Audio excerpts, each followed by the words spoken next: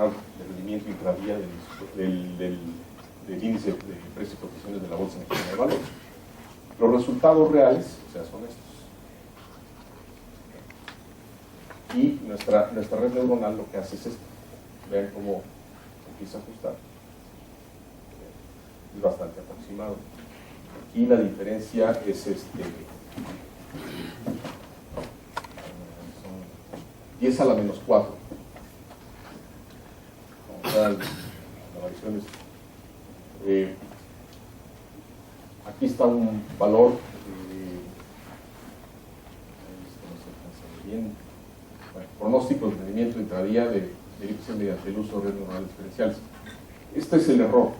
Aquí estamos hablando de 0.01%. Es decir, lanzamos la red, calcular el valor futuro, y entonces el error que teníamos, aquí estamos hablando del 1% a 3 días, ¿no? Entonces son por días, 1, 2, 3. Son los errores que teníamos. Acá tenemos, bueno, lo que quiero que vean es que son errores este es 0.4%. 0.4%, no el 1%, 0.4% de error en un pronóstico de precios del índice de precios y cotizaciones de la Bolsa Mexicana de Valores. Por ejemplo, este es el último artículo que saqué en 2017, ¿no? Comparación de valores reales del precio por barril del crudo del West Texas International contra los pronósticos. Comparé con un GARCH, ¿no? Usando las técnicas GARCH y redes neuronales diferenciales. Entonces vean, el valor real, pero 25, esto ya es pronóstico, pero 25 de 2015, valor real 50-25, pronóstico GARCH 48-85, pronóstico red 50-29, pero 26, valor real 47, GARCH 51, pronóstico 50 con red neuronal. Vean, hay un brincote, ¿no? De un día a otro, de 50 a 47. La red lo cacha, y la GARCH también, pero el error es mayor. Bueno, veamos aquí cuál es el error cuadrático medio con GARCH. No es malo, 0.041, pero con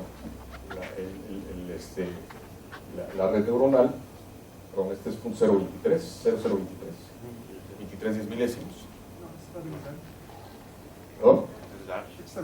Sí, es GARCH. No, por eso. Y la red neuronal es 4 10 milésimos, y aquí casi 5 10 milésimos.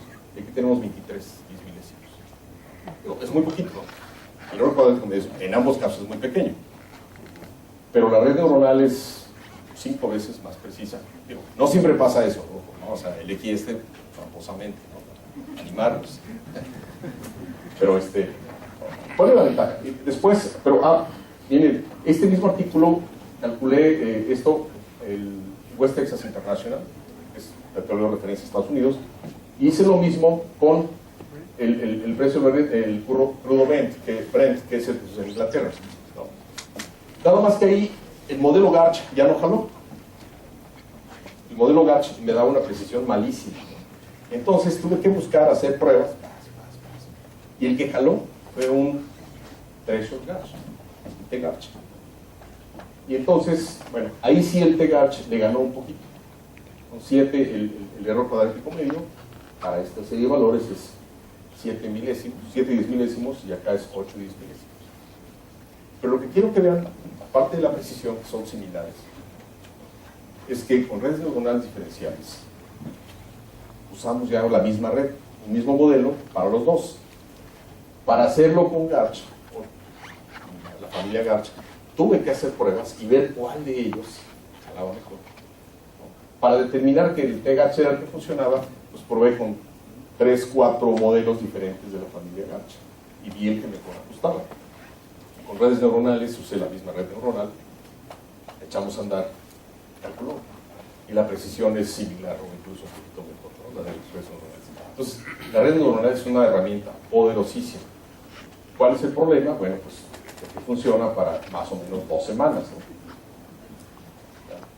Marzo 10, 55, 95, ya andábamos los dos, ya andábamos muy disparados, ¿no? 10%. ¿Sí? pues son buenos con esto. ¿Cuál es el chiste? Pues bueno, tener un sistema de redes neuronales que se vaya actualizando con datos reales. Lo alimentas, entonces vas actualizando a 1 o 2 días. Y si logramos tener esto en tiempo real, lo vas echando para que avance a 10 minutos, 15 minutos, 1 hora, y tu precisión va a ser mucho más. Bien. Aquí está, ¿verdad? Estos son los errores, los rendimientos. Es el error porcentual relativo, ¿no? Es del 1%. Este es otro artículo, identificación histórica y pronóstico de los errores del índice español y del IPC, ¿no? Entonces vean, estas son las fechas, ¿no? El error es de menos del 1%. Aquí ya en la 1, 2, 3, 4, 5, en la sexta semana sí ya lo disparamos al 14% de error. Sin embargo, los artículos con redes neuronales discretas, pues desde la segunda semana o tercera semana ya andan arriba del 10%. Las redes neuronales dan una mejor aproximación. Está igual. Vamos a ver redes bayesianas. Esta es otra variante, ¿no? Que utiliza la estadística de Bayes. Esta fue una tesis de doctorado que tuve hace 4 años. Entonces, no sabía qué hacer de su tesis doctoral, tenía una idea vaga para analizar un riesgo. Y entonces de una empresa que maneja cosas muy importantes en los mexicanos, nada más y nada menos que las pensiones, ¿no? La base de datos de las pensiones procesadas, se llama la empresa, ¿no? Que maneja la base de datos nacional del sistema de fondo de ahorro negativo. Nos llamaron para hacer un proyecto con ellos. Entonces, tiene un problema para medir el riesgo operativo. Los riesgos financieros pueden ser de varios tipos, ¿no? Uno conoce habitualmente el riesgo de mercado, el riesgo crédito, y hay uno que es el riesgo operativo, que es bien importante y es bien difícil de medir, porque el riesgo crédito o el riesgo mercado, pues tienes indicadores más o menos, y no tengo lana o si tengo lana, cuánto tengo prestado, cuánto me deben, o cuánto están las tasas de interés. Digo, es difícil apostarlo, pero lo puedes visualizar. El problema cuando tú te metes al riesgo operativo es, el riesgo operativo va desde que una persona robe tu información, un trabajador tuyo, se robe la base de datos y la venda. O que la operadora, la secretaria, le hagas una llamada y preguntes, ¿entendió mal? ¿Perdiste qué? Y eso está en todos lados. O que un señor hizo ese día, no durmió bien, llegó de malas, se durmió y hizo mal un cálculo, apretó una tecla que no debiera. O que ese día, ya fuera, hubo una manifestación y no pudiste entrar, no cerraste una operación y perdiste un crédito. O se echó a perder un proyecto. Entonces el riesgo operativo tiene, o que te cambia la ley, ¿no? Te cambia una disposición legal y lo que tú hacías hoy, hasta hoy, a la mañana ya es ilegal. Ya acordaste, estás fuera del mercado. Entonces, el riesgo operativo es bien difícil de medir porque además la gente, cuando fuimos a procesar, a medir esto, pues el problema, oiga señorita, ¿cuántas veces contesta usted bien en el teléfono? ¿Qué empleado te va a decir? No, sí, yo contesto, de 100 llamadas contesto bien 98, ¿no? Y 2, pues es que estoy mal ese día, desvelado, el teléfono estaba funcionando mal, no hay información. Ese es un gran problema, no tienes información suficiente, ¿no? Entonces te tienes que basar en lo que te dicen los expertos. Y por ahí empiezas y les crees el aspecto de buena fe. Entonces, las redes bayesianas son modelos de gráficos, ¿verdad? Y esto lo que tratamos de modelar es cómo están las dependencias causales entre las distintas variables que intervienen en un proceso, los diferentes factores que intervienen en un proceso. Y además, cómo está la interacción entre ellos. Y partes, repito yo, entonces, primero que nada, de la información de los expertos. que te tiene que indicar más o menos qué elementos intervienen en un proceso de algo. Desde cómo vender una cosa, desde cómo atender una llamada telefónica, desde que le das mantenimiento a las computadoras, en fin, todo esto es cerebro operativo. ¿Qué ventaja tiene esto? Bueno, te permite a través de, si tomas bien la información de los expertos, si la sabes encauzar adecuadamente y haces un buen modelo gráfico, puedes identificar cuáles son las relaciones causales. Irte a las fuentes primarias de la posibilidad de una falla o de una interacción entre todos los elementos que participan. Y se usa, es una técnica muy usada para calcular riesgo operativo. Entonces, le dije a esta persona, oye, ¿sabes este problema que tienen estos señores? Yo no sé mucho de riesgo operativo, nos ponemos a estudiar. Si quieres hacer tu tesis doctoral de esto, pues, adelante, ¿no? Y sí se animó a hacerlo, ¿no? Ya se doctoró y esa es esta persona. Para esto utilizamos, bueno, se identifican las variables fundamentales, se llaman los nodos padre, y a partir de los nodos padre identificas las relaciones que hay con los nodos hijo. Entonces vas ponderando inicialmente con la información que te dan los expertos. Tienes dos cosas importantes. Uno, tú tienes que medir aquí severidad, es decir, qué tanto te afecta, y frecuencia. Hay fenómenos que ocurren muy, muy esporádicamente, pero cuando ocurren, pegan en serio. Y hay otros que son recurrentes, pero no te hacen tanto daño. Entonces, la severidad la mides, al final de cuentas una empresa lo que quiere es, ¿cuánto me cuesta? La severidad la mides con dinero. Entonces, hay un modelito, hay un software libre, no me acuerdo cómo se llama ahorita, que te permite modelar esto. Porque todo esto es una serie de ecuaciones, ¿no? De sistemas con reglas de Bayes, ¿no? Probabilidades bayesianas, y que estableces probabilidades a priori y posteriormente, ¿no? Con esa información que te da inicialmente los expertos, vas modelando esto, pones estos valores y corres el modelito, ¿no? Con interacción entre los nodos padre, ¿sí?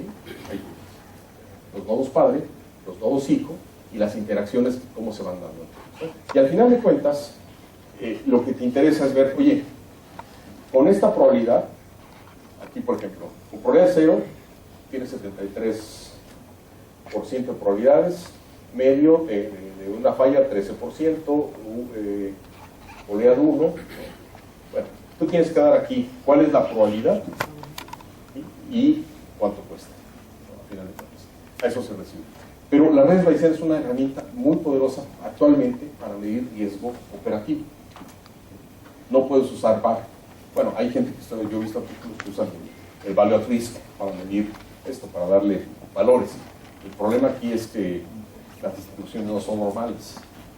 Entonces usan extreme value VAR, ¿no? Pero pues otra vez, como que esto te puede dar mejor feeling, ¿no? Porque al final de cuentas, repito, no es que tengas una estadística de cuántas llamadas se hicieron mal, de cuántas veces te fue la luz, de cuántas veces llegó un virus a tu sistema, cuántas veces se metieron a los bancos y robaron dinero, ¿no? Y no se dieron ni cuenta quién fue, etcétera, etcétera, ¿no? Entonces, bueno, esta es una herramienta muy, muy, muy poderosa. La lógica difusa, esta es otra de las técnicas que hemos trabajado en nuestra carrera. Esta fue conceptualizada a mediados de los 60, siglo pasado, por Lofty y Sal, y su objetivo fue poder o tratar de describir de una manera más sensible o más humana las situaciones de la vida real. Y bueno, para nosotros, a lo mejor el que viene de la costa, ¿no? Guerrero, Chiapas, pues, dice, pues 30 grados está tranquilo, ¿no? Para los que somos chilangos, nos estamos asando.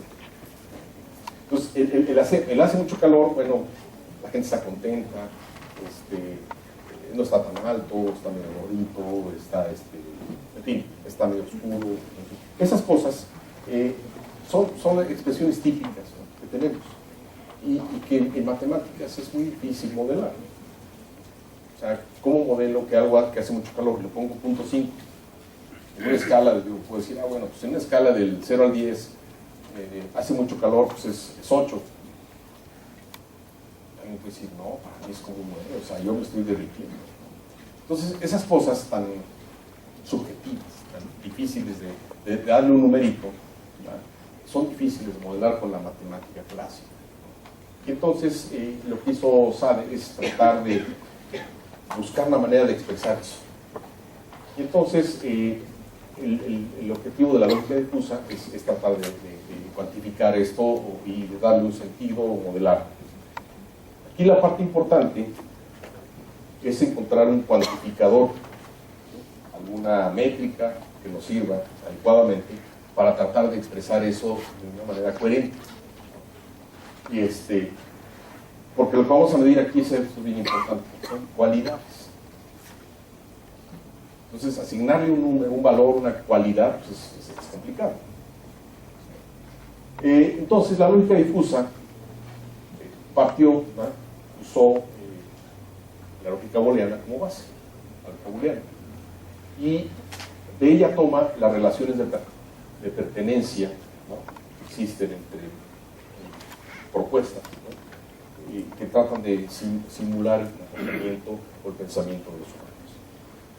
Entonces, pero solo tomé esa parte.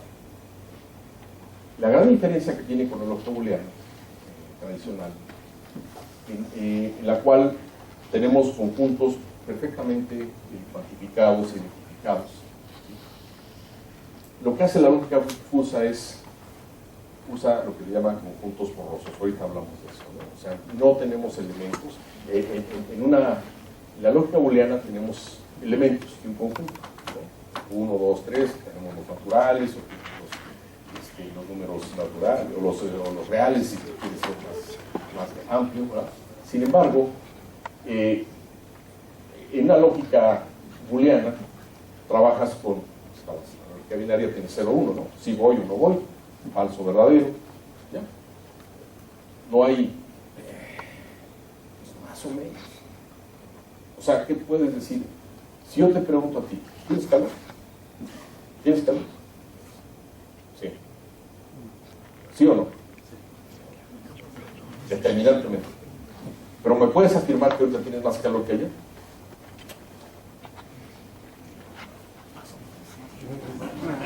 Más o menos, ¿verdad? Es más o menos como ayer.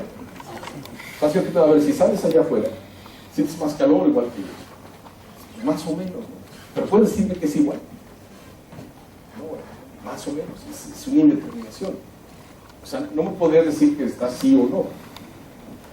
Entonces, bajo ese esquema, hay una gama de valores, de posibilidades entre 0 y 1. Entonces esto, en vez de ser un conjunto de 0 y 1, pues se vuelve un intervalo de 0 y 1, que puede ser abierto o puede ser cerrado. Ahora, el tema de esto es cómo establezco esas relaciones de medición. Determino o establezco una función de pertenencia o de membresía que me indica cuándo jalo este valor para un determinado asignarle un posicionamiento, una declaratoria. Entonces, si esta función sobre un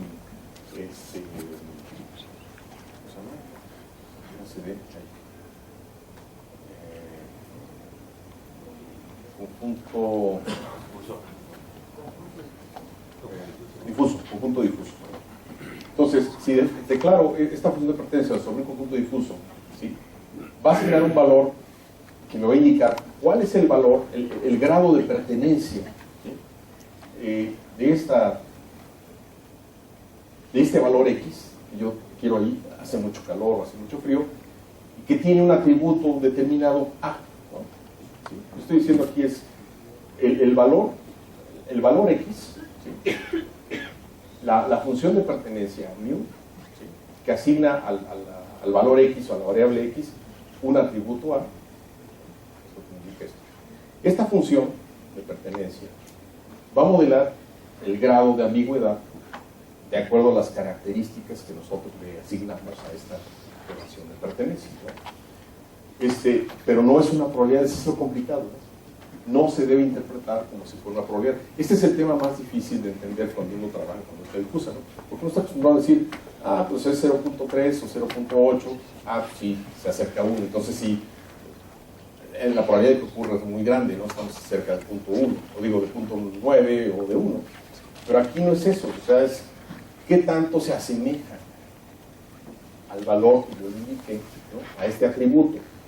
¿Qué tantos elementos de este atributo tiene? No cuál es la probabilidad de que ocurran, sino qué tanto se parece a este atributo. ¿Qué características comparte con este atributo? No cuál es la probabilidad de que se parezca, sino qué tanto comparte con ese atributo. Entonces, por ejemplo, si decimos que X es la edad, los conjuntos difusos podrían ser joven, adulto, anciano. Y podríamos definirle, bueno, estas funciones, ¿no?, de pertenencia, pues uno las puede modelar de diferentes maneras. Es una propuesta, no quiere decir que así sea. Yo digo, bueno, los jóvenes, yo considero que alguien es joven si está entre los 0 y los, no sé, 30, 35 años, ¿no? Pero alguien dice, no, fíjate, pero hay jóvenes, bueno, un adulto se considera si tiene arriba de 25, 20, y pues si no, son 20, son 22, bueno, 25 a 75. Pero en este que eres adulto, ¿verdad?, bueno, podríamos extenderlo más. Esta función podría ser así. Aquí lo pusimos a 75, pero podemos haberlo corrido esto hasta acá, ¿verdad? Pero ahí decimos, oye, a partir de 60, o a partir de los 65, de acuerdo a nuestras leyes, ya eres un anciano, ¿no? De acuerdo a los 60, pues ya te da tu... ¿Sí, 60 o 65? 65, ¿no? Ya le dice, bueno, 65, de acuerdo a nuestra clasificación, ya eres anciano, entonces hay una traslape, ¿verdad? Entonces, alguien que esté aquí, ¿es joven o es adulto? ¿No? Si está por aquí, ¿qué es más, anciano o más adulto? ¿No? Esas relaciones, lo que deseamos, ¿no? Sientes mucho calor, más que ayer, igual que ayer, más o menos. Esto, sí, es lo que se complica. Y no hablamos de probabilidad, sino qué afinidad tienes con una característica que estableciste. Entonces, el proceso de fusificación, ¿no?, podemos dividirlo en tres grandes pasos. Uno que es en sí la fusificación. Aquí se introducen, se identifican las variables de entrada, ¿sí?, y se definen las funciones de pertenencia, ¿no? Puede ser, estas son algunas, ¿no?, triangulares, gaussianas, sigmoidas, y de otros tipos, ¿no? También se introducen las variables de salida con sus respectivas funciones de pertenencia. Aquí es muy importante porque ¿qué voy a meter y qué espero? Cuando uno hace modelación, pues uno tiene muy claro qué estoy metiendo, qué tengo como información base y qué espero obtener. Porque si no, tengo un montón de números y luego ¿cómo los interpreto? ¿Es bueno? ¿Es malo? Si no tengo claro qué voy a sacar, no me sirve. Entonces, estas variables de input y de output son fundamentales. El siguiente paso, son términos muy genéricos, ¿no? Que es atable seguir esto, pero de manera más o menos genérica. Hacer la diferencia, ¿no? O sea, más o menos qué esperas que salga, y a partir de esto establecer las reglas de fusificación. Es decir, vamos a tratar de generar el orden con base en la experiencia, ¿no?, que tienes. Tampoco vamos a modelar así nada más. O sea, tienes un cierto expertise, algo, tienes información, y tú esperas, con base en eso, tratar de modelar qué vas a esperar, ¿no? Entonces, el elegir estas funciones que están aquí, se supone que le pides a un experto, tú eres el experto, que te ayude a modelar estas relaciones, ¿no? Y a partir de esto, establece un proceso de fusificación, es decir, trabajo por acá y luego, ¿qué me escupe, ¿no? ¿Qué obtengo? Y así, a partir de esto, incorporar estos resultados a la realidad de Internet. Este resultado puede ser a través de un centroide, sectorial, o del máximo obtenido, o del mínimo que apareció, o de un valor intermedio entre estos, ¿no? Hay diferentes herramientas técnicas para lograrlo, ¿no? Finalmente, se analiza de manera cuantitativa los resultados y tratamos de interpretarlos para analizar el comportamiento y ver si eso se asemeja a la realidad. Hay que calibrar. O sea, esto no sale a la primera, ¿no? Tienes que calibrar. Esta función, esto que decíamos aquí, que le puse 25-75, pues dices, no, sabes que hay que correrlo más acá o más hacia allá, y salen cosas raras, ¿no? Muy raras. Y entonces, hasta que más o menos tiene coherencia, incluso a lo mejor aquí ponemos una normal, ahí dices, pues aquí puedo haber sido algo más curvo, en fin, es ir calando, ir calando. Entonces aquí está más o menos el diagrama, ¿no? Que es una realidad, introduces este valor, esta especificación, y haces la inferencia de esta especificación mediante las reglas, ¿sí? El proceso de especificación, que es traducir lo que te da aquí, y entonces le da un valor determinado, ¿no? Aquí está la parte de la abstracción de tu modelo. Bueno, algoritmos genéticos es otra herramienta, ¿no? También hacen por los 70s y fue de trabajo de Henry Pollard. Son sistemas estocásticos que tratan de simular un proceso de selección natural, ¿no? Tratar de ver cómo le hace la naturaleza para hacer la selección de las distintas especies, los diferentes organismos, ¿no? Esto, la naturaleza es muy sabia y da implícito un proceso de optimización. La naturaleza no desperdicia. Entonces, eso es lo que tratas de aprovechar. Buscar un proceso de optimización que va implícito en los procesos que hace la naturaleza para la selección de las especies que sobrevivan, o los procesos biológicos que se van dando. Entonces, esta evolución va a involucrar cambios de estado del sistema. Y el objetivo es encontrar una estrategia que te permita optimizar tus recursos, ¿no? Es decir, con la menor cantidad de recursos posibles, buscar los mejores resultados. ¿Y eso qué significa? Pues que sobrevivas. O sea, la mejor prueba de que te fue bien es que sobrevivir, ¿no? O sea, ¿qué es la mejor prueba de que ustedes han sido sobrevivientes? Están aquí.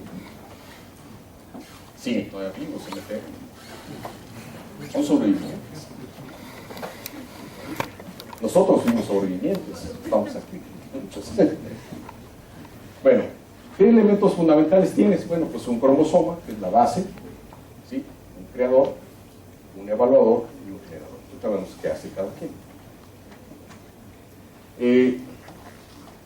Enfocándolo a las finanzas, el cromosoma sería la base, o sea, con la que vas a jugar. Serían tus tipos de activos financieros con los que vas a trabajar. Acciones, futuros, opciones financieras, tasas de interés, en fin, toda tu gama de activos financieros con los que juegues, esos son tus cromosomas, la base. Después, el creador es el que genera, el creador inicial de estos cromosomas. Aquí sería el mercado financiero. ¿Qué activos tiene el mercado financiero? ¿Con cuáles puedes jugar? Hay mercados financieros completos, mercados financieros incompletos. El mercado financiero es completo si, de una manera muy sencilla, si cada activo, cada acción, cada título tiene una parte que lo cubre, una cobertura. Entonces, por ejemplo, el mercado financiero mexicano es incompleto. No todos los activos tienen coberturas. Es decir, no tienes futuros, no tienes opciones, cubren el riesgo de este activo. Entonces, nuestro mercado es incompleto. Va para allá. Entonces, bueno, este creador es el que te genera tu mercado. El que te genera cuántos tipos de activos financieros tienes. Tu evaluador pues, va a medir el desempeño de cada cromosoma. Es decir, el evaluador es el que va midiendo, es los resultados que van dando el mercado, ¿no? Tus portafolios, el índice de precios y cotización, en México es el IPC, y el desempeño de cada una de las acciones, ¿no? A lo largo de la operación día con día. Y el generador, bueno, el generador lo que hace es usar mutuaciones y cruzas aleatorias para reconfigurar el sistema. ¿Qué hacemos aquí? Un generador podría ser un tesorero de una empresa grande, y entonces lo que hace son cambiar portafolios de inversión, o un fondo de inversión. Lo que hace es cambiar las posiciones de los componentes de